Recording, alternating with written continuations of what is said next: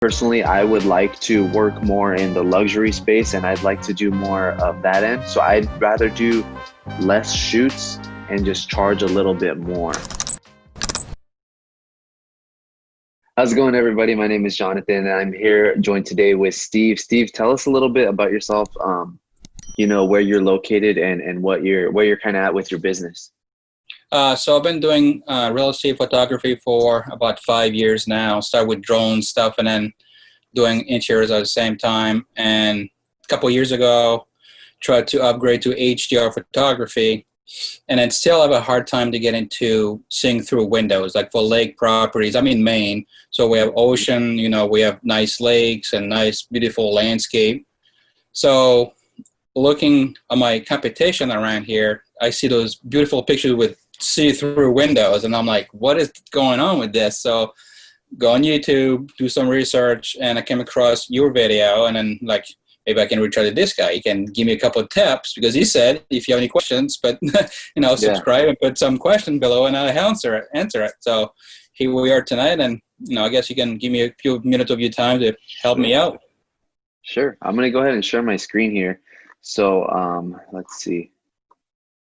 The trouble Steve's having, I guess, correct me if I'm wrong here, Steve, is the exposures aren't coming out the way you want for whatever reason. I'm not too sure why, but these are the shots we're working with, and it looks like they were taken on a Nikon. Do you know what camera you're using? It's 150. Okay. So just looking at these right off the bat, they look great. I like the way they look. This looks good. This is a good ambient shot, and then even this one here is also good. The only thing I would critique just based on this photo is the flash is a little harsh here and over here, but it's definitely workable. And then of course we have the window pulls. Now with the window pulls here, let's go ahead and bring these into Lightroom. This is kind of my workflow, so I'll grab whatever's from my desktop, bring them over to Lightroom, and then we can go ahead and import them. Perfect. That way I can check out your shutter speed and things like that.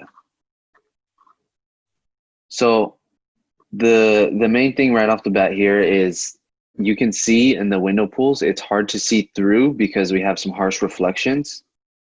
And the main reason for that is because your shutter speed here is 1/30. So depending on how bright it is outside, this should be at about 1/100 or sometimes even up to 1/250. It looks like it was an overcast day. So usually it's usually about 1/100 or 1/160, around that range. Okay.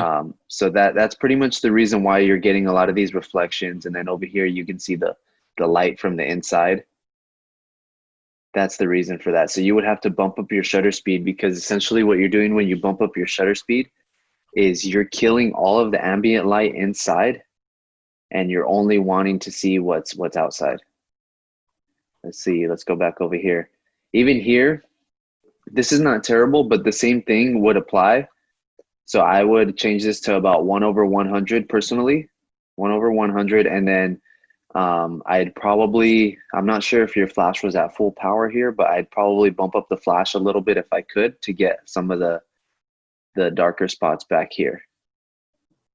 Okay, but it's regardless, this is still very, very doable. I'm going to take them through a typical process of what it would look like for me. So let's go ahead and go into real estate. I'll grab this. So this is ambient. Click that. Of course, it enhances it a little bit, but nothing crazy. As you've probably seen in my videos, I always have to do these profile corrections. Without them, it's just, I'm sure you're pretty aware of that. Yeah. All right, then we'll go to window pool. Perfect. And then I'm going to do a color picker here, because this looks a little bit like magenta and orange. Let's kind of change the color of it a little bit. And I'm going to bring up these shadows. It's not doing too much, but it's helping. And then I'm going to kill the highlights down here a little bit. Cool. That's definitely doable. And then over here to the window pool, we'll do the same. I'm going to try to kill the highlights so we can see outside a little bit better. Maybe right about there would be good. Cool. So go ahead and grab all three, go ahead and right click, edit in Photoshop. Yeah, so the way you took the photos, I guess, would not be the most ideal for my workflow, but if you find that it works for you and you like shooting that way, then and it works, then that's cool. Oops, accidentally. Yeah, I just didn't know what I was looking for. That's the thing. I was like, Yeah, that's the only thing. I think you just bump up your shutter speed a little bit, and that should solve the issue, I think. I hope that answered your question a little bit for the yeah, window I mean, pull. trying, and then it just like try to figure it out. Yeah. Maybe tomorrow when there's more daylight, I'll give this another try with the same settings. Just maybe just Yeah. bump your shutter speed, and I think you'll find that it works out well. See on the corner between the wall, on the side wall, and the ceiling is all those band of like black. And Yeah, this. yeah, I was Yeah. trying to put the flash high enough, then I can brush it off, but I Uh-huh. figure how to do it. You can, instead of trying to do that, what I would do is in the flash layer. So I would take this one layer, right? This one, Yep. and then I would actually go stand over here and flash the ceiling over here. So it'll make this bright. And then I'll do another one. I'll stand right here. It'll flash the ceiling over here and make this bright. And then I bring them all 5 layers right here in Photoshop. And that would allow me to pretty much get rid of those shadows. We'll bring 0. Make this a little bit easier for you. There's the window pull, bring it to the top, flash, and this is ambient. Perfect. Make this darken mode.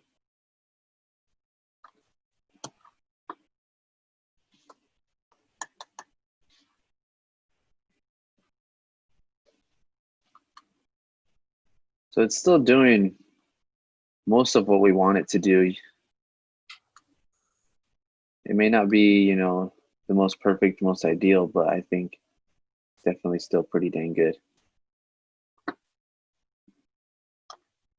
Yeah, so as you were saying, we were discussing earlier, Rich Baum on YouTube, he will, you know, hide the layer and then brush in ambient only where he wants.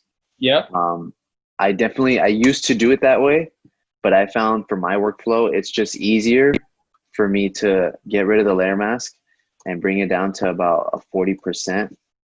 And I think that gets the job done for me. There's flash only, and then there's the blend. Definitely, if you wanted to, you can do the painting, but I think it just takes too long when you're doing 30 pictures for a house. Yeah, I know. It's just easier to come in here, bring it down to 40%, and then even if you wanted to, you can create a mask.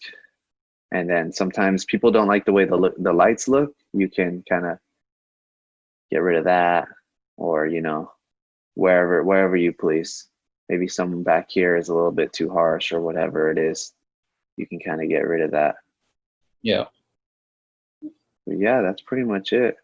And then from there, how you bring it back to bringing it back to a Lightroom, and how do you know, because when I do my HDR, I have a folder, all the raw pictures, the 3, you know, pictures, and then I bring them to Photomatics, depending on JPEG, all blended, bring to Lightroom, edit, and that's it.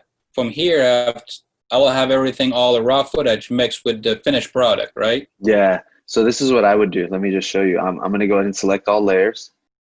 And then I'm going to go to, I usually use the shortcuts. So bear with me here as I find what I'm looking for. So I go to merge layers. I do Command E. Yep. And then just Command S to save. And then wait for it to save here on the bottom. Yeah, I know the shortcuts. Yeah. Once that saves, Command W so it closes, and then it brings it back here. So what I would do in this instance is I would literally just put 1 star. So I know this is a raw, this is a raw, this is a raw, and this is complete. So when I come back and I have this whole row full of, you know, 100 pictures, I go to library, hit attribute, I hit 1 star, and I go to all develop, and now it shows me all the ones that are complete. Okay, and from there I can import and then the size and everything that I Right. want. Right. Okay. From here, and then you can also make any adjustments that you want, you know, if you want to make it a But little then you bit have to crop brighter. them. If you look at the picture here, because when you adjust the layers, Uh, so you have to crop them a little bit, right? a little bit, a little Yeah. bit. It just depends on how well lined up your tripod is. Yeah. Sometimes you don't have to, but usually I find on hardwoods, on harder surfaces, there's less tripod movement. On a carpet, you get a little bit of that wiggle. Yeah. Yeah, but that's pretty much it, man. That's pretty much all there is to it. And of course, everybody has their own style when it comes to editing, so you can, you know, play with it, do whatever you want, and kind of manipulate. Sometimes I like to bring the saturation on the reds and oranges down because it's a little bit too much. Yeah, I was just like, I like the HDR process, like very quick, but I'm talking to a Yeah. few people that are doing it and it doing this way. And it's like, if you get presets and then you get good at it, it doesn't take that long. Right. And that's the same. And also what I was telling you is I definitely HDR is quicker and you can do more volume. But I personally, I would like to work more in the luxury space and I'd like to do more of that end. So I'd rather do less shoots and just charge a little bit more. Oh yeah. Yeah. Yeah. I get that. And but it's hard to do it when I do a house in 40 minutes. You know, we do Yeah. Flambient. You have to take a bit longer, but it's not that much longer. Yeah. It's not that much longer. And eventually, you know, you work up and you kind of speed through it and you're in and then you're out. Perfect. All right. Cool. Any other questions, man? No, I think that's it. If not, I'll reach out. I'll put some comment below. Yeah, definitely. No, I definitely, you know, whatever I can do to help, I'll try to answer you. Sometimes I'm not too big on Facebook, but I'll catch your messages every now and then, and I'll try to jump in there when I can. Okay, sounds great. Perfect. And send me the link. I'll spread it out. All right, appreciate it, man. Have a good one. Thank you. Bye-bye. Bye. All right, guys. Thank you guys so much for watching. I hope you guys enjoyed and got some good value out of that video. If you did, do me a big favor. As Steve himself said, drop a comment down below and go ahead and leave me a question or a comment. If you guys liked it, hit the thumbs up button and do me a favor. Please subscribe. It's going to help out the channel a lot, and I'm going to be pumping out a lot more content like this for you guys. So hope you guys enjoyed. Have a good one. Peace out.